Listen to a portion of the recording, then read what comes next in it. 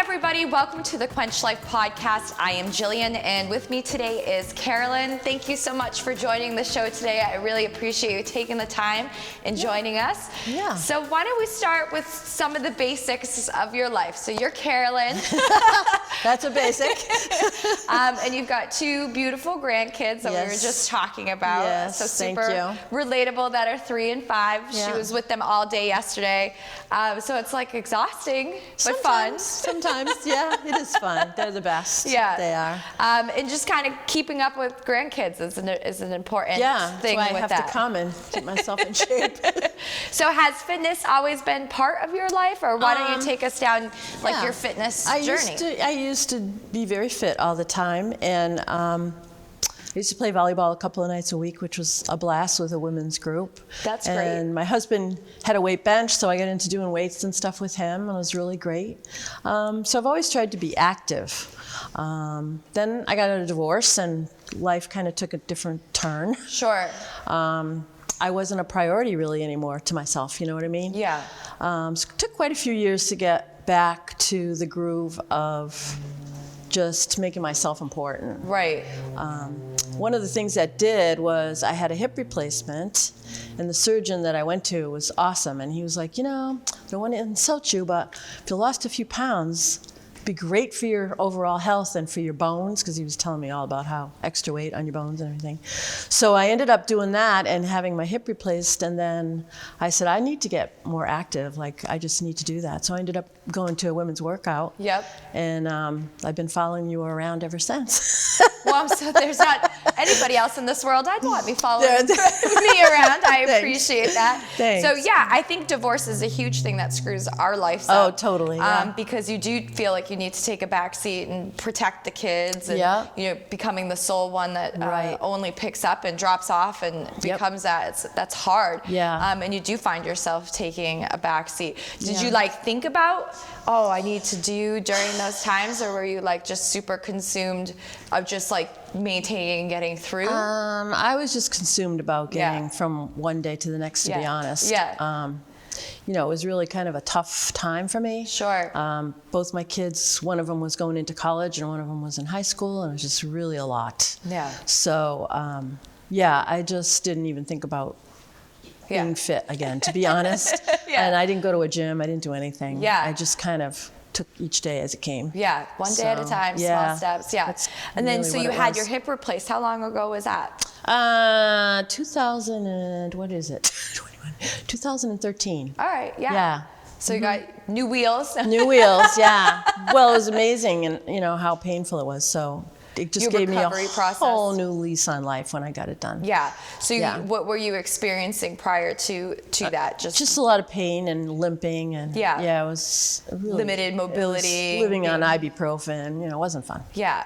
And how long did it take you to recover from that? Not very long, to be honest. I felt instantaneously relieved from it. Yeah. And then, I went to physical therapy and all of that. Yeah.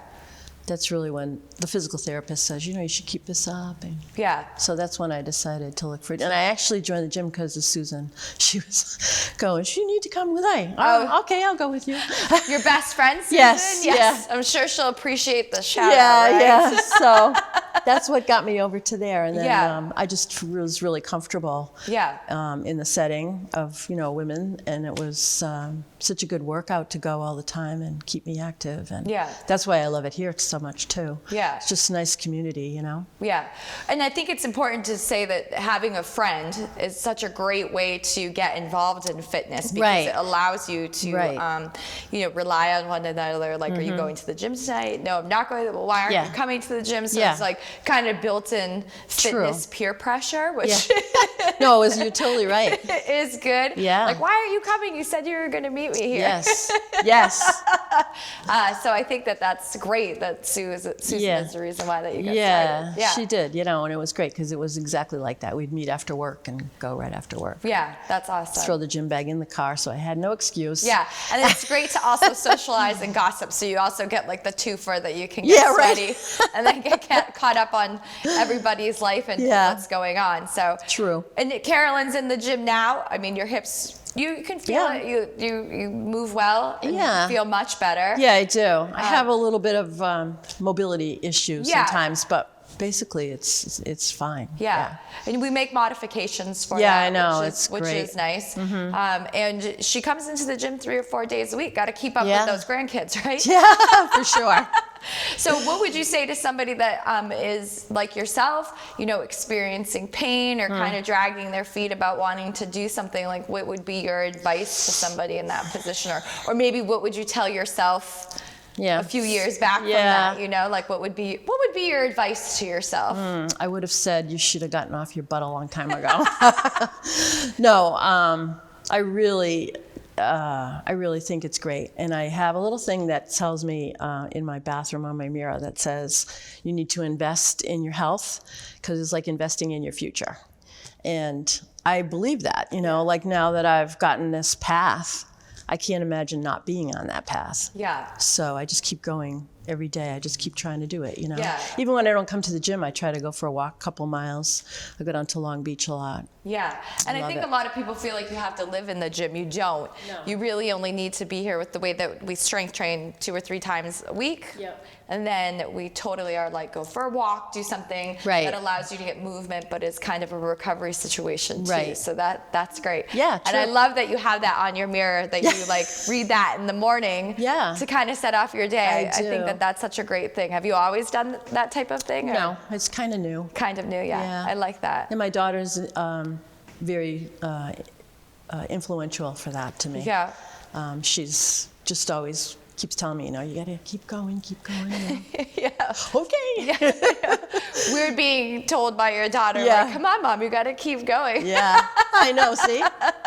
Is she as into fitness as you are? Yeah, she is, and she does yoga. She's an RN, and she practices, a lot of taking care of yourself before you get sick kind of attitude. Yeah, so, I love that. That's really where that came from. Yeah. So that's really great. Good to think of it that way. Yeah. I like that. That's invest in yourself before it's too late. Yeah, invest in yourself before it's too late. I think that's fantastic. Right. Well, I thank you for coming on our show today. Welcome. I really appreciate you taking out the time of your day. My pleasure. And you've been watching the Quench Life podcast. Thank you. Yeah, great. There's so much information about what women should be doing to stay fit and healthy, it makes it hard to know what information is right. Join me, Jillian Russo, every Wednesday as I interview women who have finally made themselves a priority. Each episode contains inspirational stories from women just like you who have had enough and have decided to make health and fitness part of their everyday lives.